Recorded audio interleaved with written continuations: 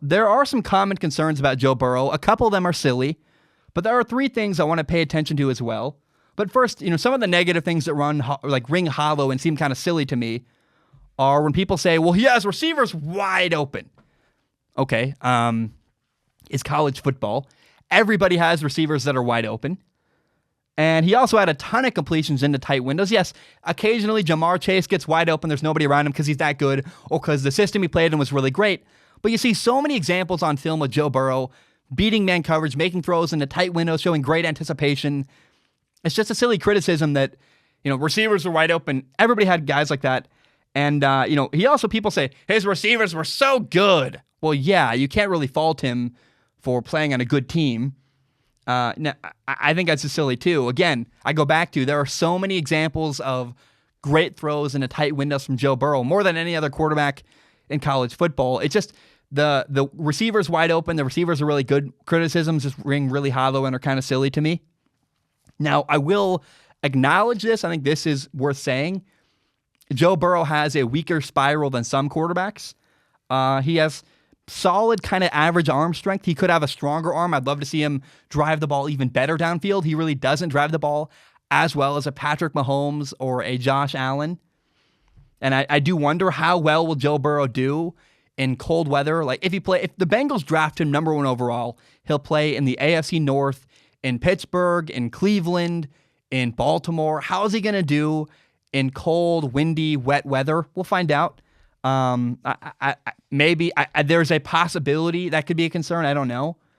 But there are two, I think, legitimate concerns when it comes to Joe Burrow. Number one is that he threw to his first options all the time. He'd catch the snap, and he had a plan pre-snap every time where he would throw to his first option because he was so good at identifying coverages that he could basically predict what the defense was going to do every single time. Defenses kind of made it too easy for him. And my question is, how is Joe Burrow going to do against more complicated NFL defenses?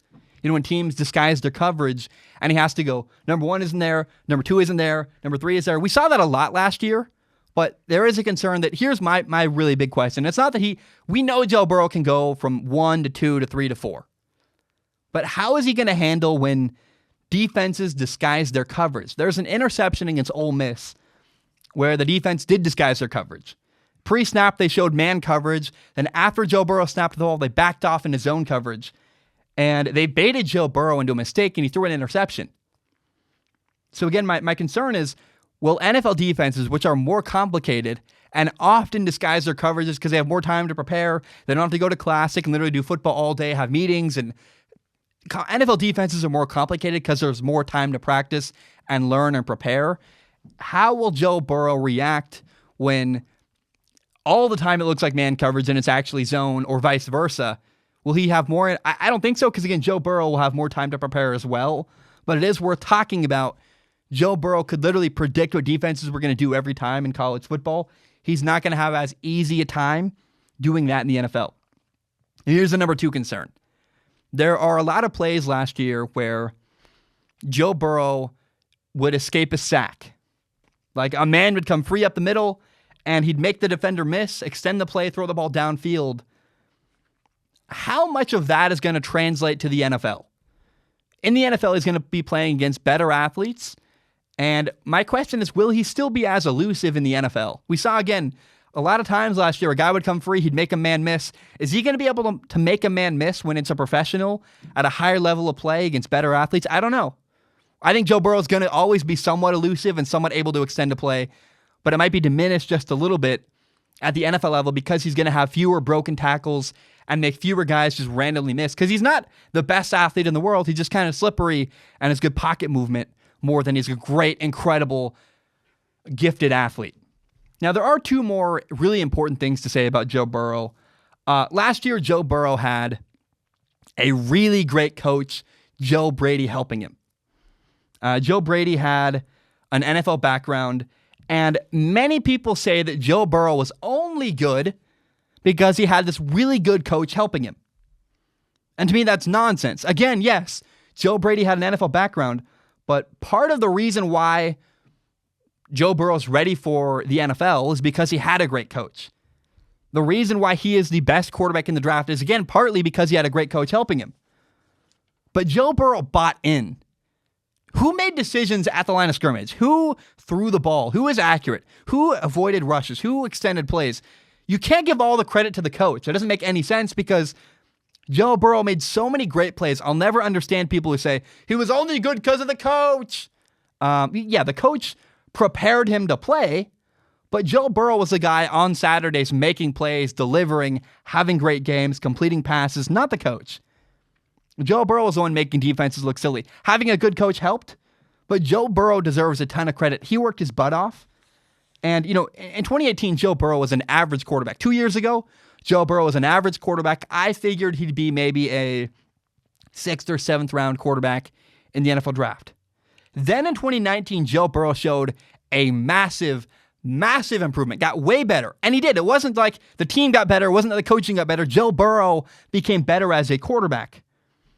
And the fact that Joe Burrow showed improvement like that should be why NFL teams want him. Justin Herbert, the quarterback at Oregon, has been basically the same quarterback for 3 years. He's been making the same exact mistakes for 3 years. Joe Burrow showed an ability to look at his mistakes and improve on them, to look at his flaws and weaknesses as a quarterback and eliminate them and get better. Joe Burrow did the work. He got better, and people need to give him more credit and more respect for that. People say, well, he only had one good year. I think that's just silly and nonsensical to me. Now, here's my biggest concern with Joe Burrow. Is he satisfied? Is Joe Burrow satisfied with what he's done? He worked his butt off. He had the best season ever for a college quarterback. He won the Heisman Trophy. He won a national championship. He beat 7 top 10 teams in college football. He has the most passing touchdowns in a single season, better than guys like Colt Brennan or Case Keenum. It's pretty crazy. Joe Burrow is about to be the number 1 overall pick in the NFL draft. And this might sound a little bit crazy, but Joe Burrow's film is better than Andrew Luck's. It's that good. He's incredible. Last year in college, he just blew it apart. It's amazing. Greatest season ever.